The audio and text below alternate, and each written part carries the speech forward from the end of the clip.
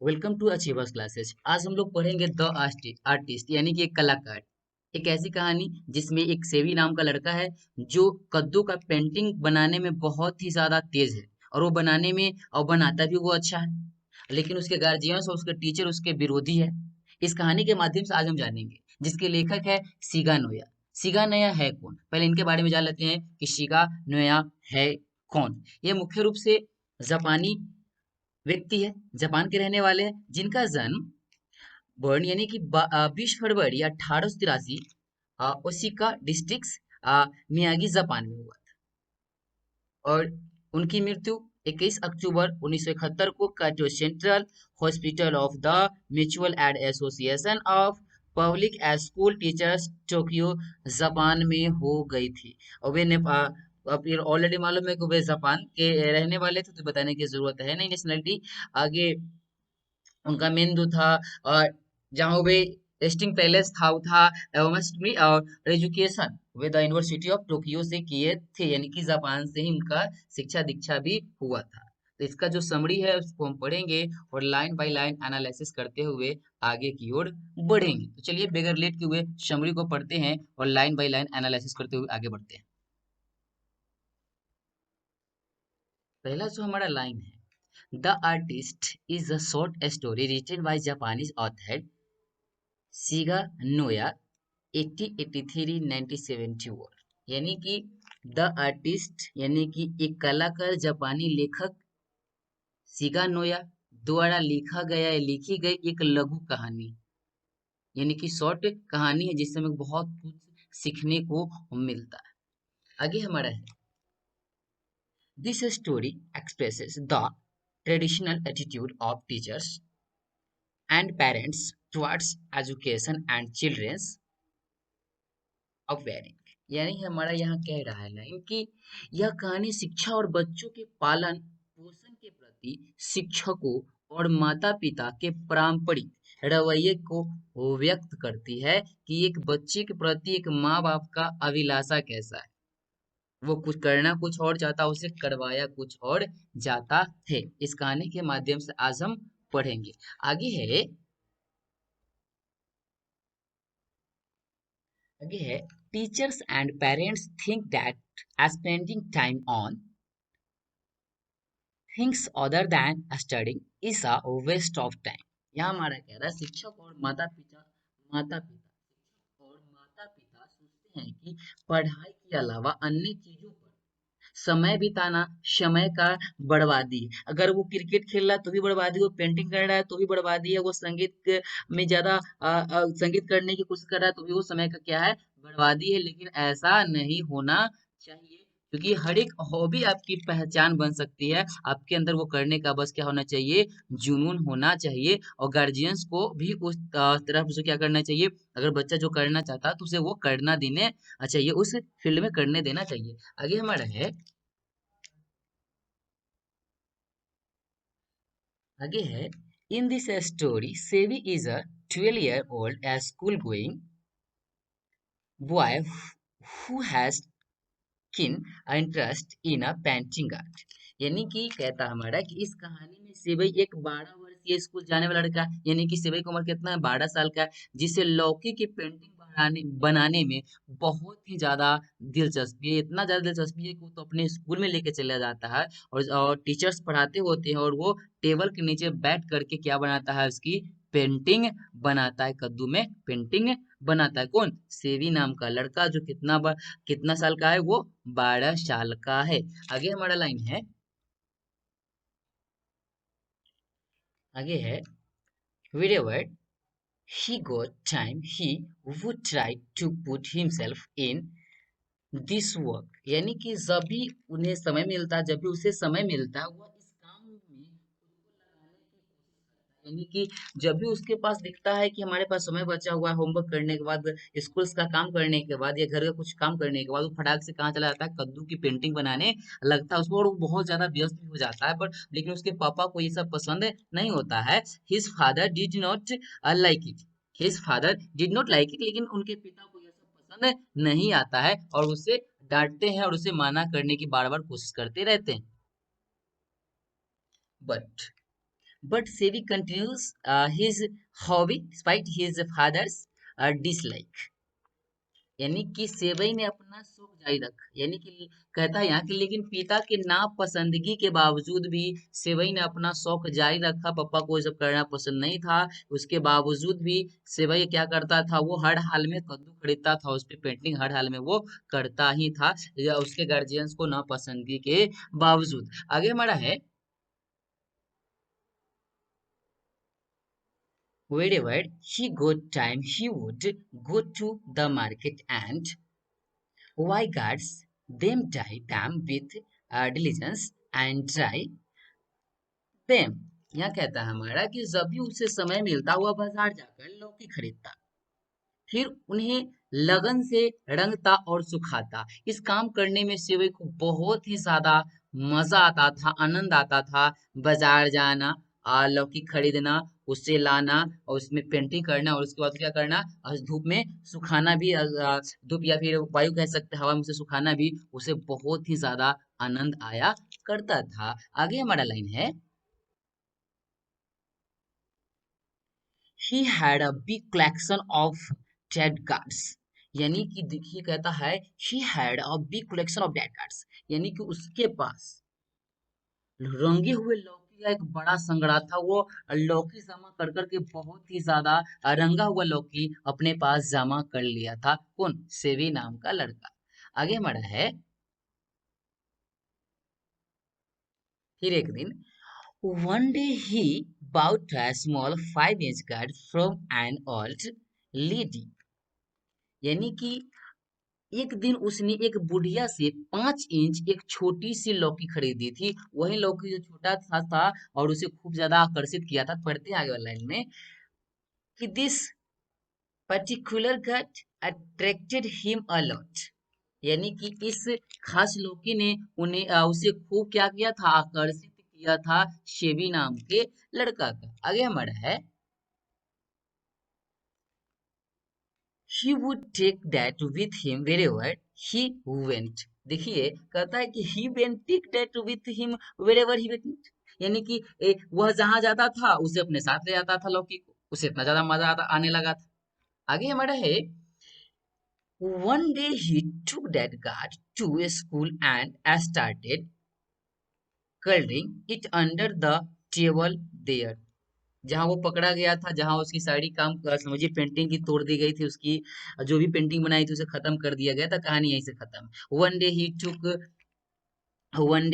Took that gourd to school and started curling it under the table here. यानी कि एक दिन वो उस लौकी को स्कूल ले गया और वह टेबल के नीचे उसे रंगने लगा। उसे टेबल के नीचे क्या करने लगा था, रंगने लगा था। और स्वाभाविक है कि क्लास में टीचर होते हैं। चलिए आगे पढ़ते हैं। The teachers of ethics him colouring the guard. देख लिया, वह पढ़ाई करी, यानी नैतिकता के शिक्षक ने उन्हें लौकी को रंगते हुए देख लिया। जो क्लास में एथिक्स पढ़ाने वाले टीचर थे, उन्होंने उन्हें लौकी को रंगते हुए कहा, टेबल के नीचे चुरा करके सिवई नाम का पेंटिंग कर रहा था, उसे देख लिया और टीचर को यह बात से अच्छा नहीं लगा। तो चलिए आगे पढ़ते हैं। He school saved too much for ignoring studies and playing with cards। Ignore होता है, इग्नोरिंग है। वह पढ़ाई को नजरअंदाज करने और लौकी से खेलने के लिए सेवई को बहुत डांटते हैं कि तुम जो हम क्लास में हम पढ़ा रहे हैं आपको, उसे आप नजरअंदाज कर रहे हैं और बेकाम की इस लौकी के साथ आप खेल रहे हैं, और उसे बहुत ज्यादा डांटा जाता है। चलिए आगे पढ़ते हो, और उसके पापा को भी कंप्लेन तो आगे किया ही जाता है। देखिए क्या होता है आगे।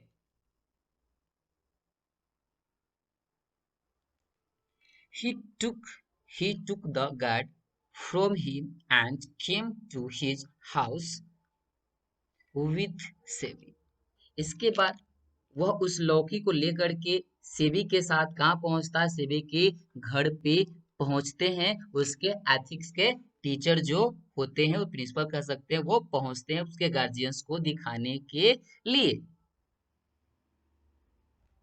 देखिए आगे क्या होता है। After he saves father scolds and beat him a lot as well as breaking all his guards and asked Sivas to never do this again. देखिए बहुत इंपॉर्टेंट यहाँ जो कहानी करवट ले रही है हमारी, इसके बाद सिवई के पिता ने after after this Sivai's father scolds and with him at a lot, यानी कि after his Sivai's father scolds and with him a lot, यानी कि इसके बाद सिवई के पिता ने उसे डांटा और खूब पीटा, साथ ही उसकी साड़ी लौकी तोड़कर सिवई को फिर से कभी ऐसा न करने को कहा गया, again never again, and asked सिवई to never do this again, यानी कि ऐसा आगे से मत करना। और उसे खूब पीटा गया और उसने जो भी लौकी जमा की थी, पेंटिंग्स बनाई थी, उसे तोड़ दिया गया, उसे फेंक दिया गया। ये बहुत ही कहानी करवट ले रही है। आगे देखते हैं कि करवट की वो लौकी आखिर किस काम में आई, आखिर वो अच्छा काम कर रहा था या बुरा, आगे पढ़ते हैं। आगे है the teacher who took the pumpkin from Seibei gave, लेने के बाद and that pumpkin to porter of the school for free, of the school for free, यानी कि होता है मतलब वो जो चकुदार वगैरह समझिए, जो क्या चपरासी कहते हैं। सिवाय से कद्दू लेने वाले शिक्षक ने, आई थिंक से टीचर लिए थे, लेकिन शिक्षक ने वो कद्दू स्कूल के कुली यानी कि चपरासी कहते हैं, वो मुफ्त में दे दिया कि तुम इसे घर पे ले जाओ। जो टीचर, एक बार वो समझते हैं, सिवाय जिस गार्ड्स को लेकर अपने क्लासरूम में एथिक्स के टीचर के नजरअंदाज करते हुए, एथिक्स के टीचर को नजरअंदाज करते हुए टेबल के नीचे बैठ करके जिस कद्दू पर वो पेंटिंग बना रहा था, उस कद्दू को ले लिया गया और एक स्कूल के चपरासी को दे दिया गया, बिल्कुल मुफ्त में। चलिए उस कद्दू का आगे वो क्या करता है ये जानते हैं। The potter kept that in his house, यानी कि कुली ने उसे अपने घर में रखा था, जो कद्दू दिया वो स्कूल से लाया था, उसे बेचा भी नहीं था, ये फेंका भी नहीं था।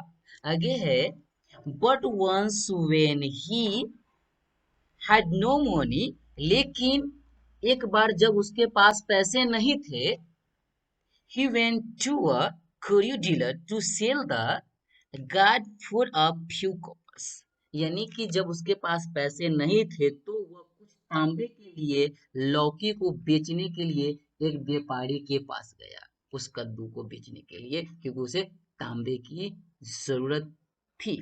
आगे है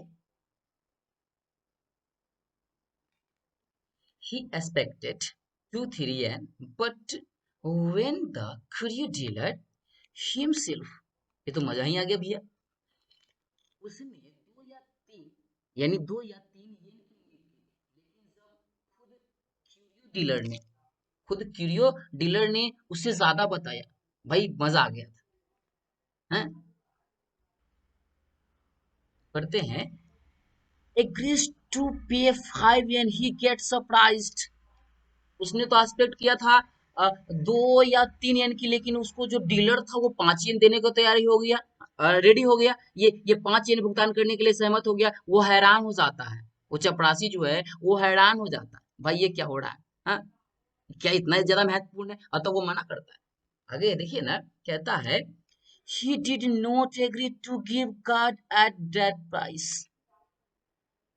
वह उस कीमत पर लौकी देने को राजी नहीं हुआ। भाई अब चपरासी तो है, समझदार था, आखिर यह 2 या 3 की जगह 5 येन हमें क्यों देना चाहता है? उसने मना कर दिया, मुझे नहीं बेचना भैया, मुझे नहीं बेचना। चलिए आगे पढ़ते हैं और पढ़ समझते हैं इसको। देखिए कहता है in the sorry in the end the courier dealer gives him 50 yen, which was more than his year round earnings। अंत में खत्म जब बात हो रही थी, तो अंत में क्यूरियो डीलर ने उसे 50 येन देता है, 50 येन दिया, जो उसके साल भर की कमाई से अधिक था। यानी वो जो साल भर कमाता था ना, उतना पैसा उसे मात्र एक वो कद्दू जो पेंटिंग वाली थी, जो सेवई से छीन लिया गया था एथिक्स के टीचर के द्वारा, एथिक्स के टीचर ने छीन कर किसे दे दी थी, इस चपरासी को कह सकते हैं, दे दिया था।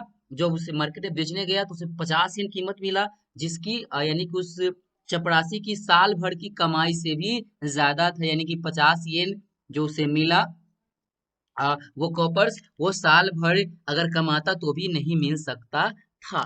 आगे पढ़ते हैं हम।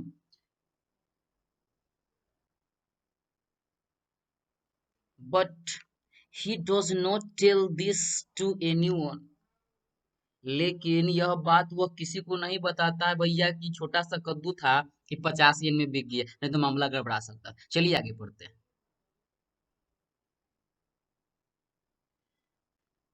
The teachers save his father and even saves himself, never knew how much his art was worth।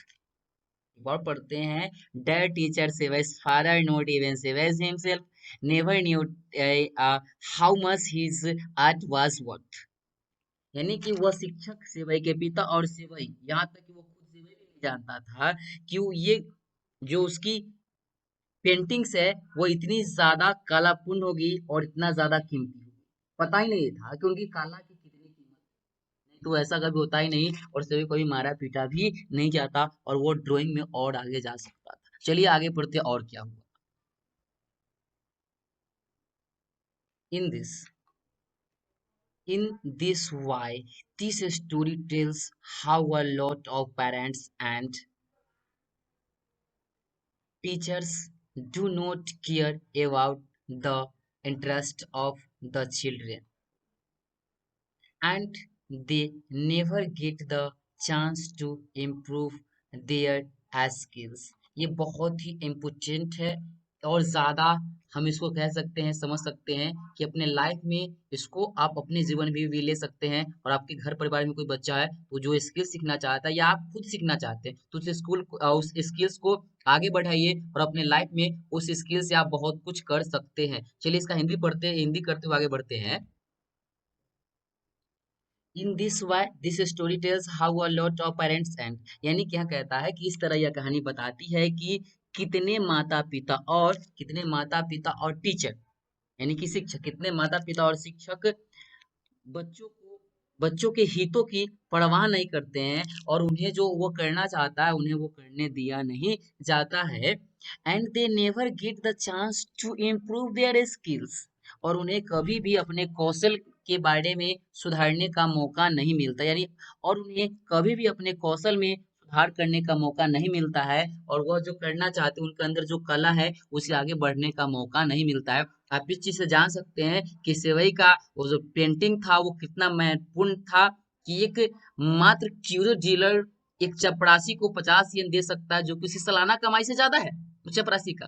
तो उसकी पेंटिंग्स और मार्केट में कितना ज्यादा आ, तरक्की कर सकता था, आगे उसे बढ़ा सकता था वो। सिवई नाम का लड़का बहुत आगे जा सकता, तो वो एक विभिन्न विभिन्न प्रकार का पेंटिंग बना सकता था, लेकिन उसकी पेंटिंग दब करके रह गई। और इसलिए दब कर रह गई, या आगे ही बढ़ सकती थी, लेकिन उस चपरासी ने किसी को ये बताना सही नहीं समझा कि इसकी कीमत 50 येन मुझे मिला है, नहीं तो सिबे को उसका पेंटिंग वापस मिल जाता। आगे छोटा सा बचा हुआ है।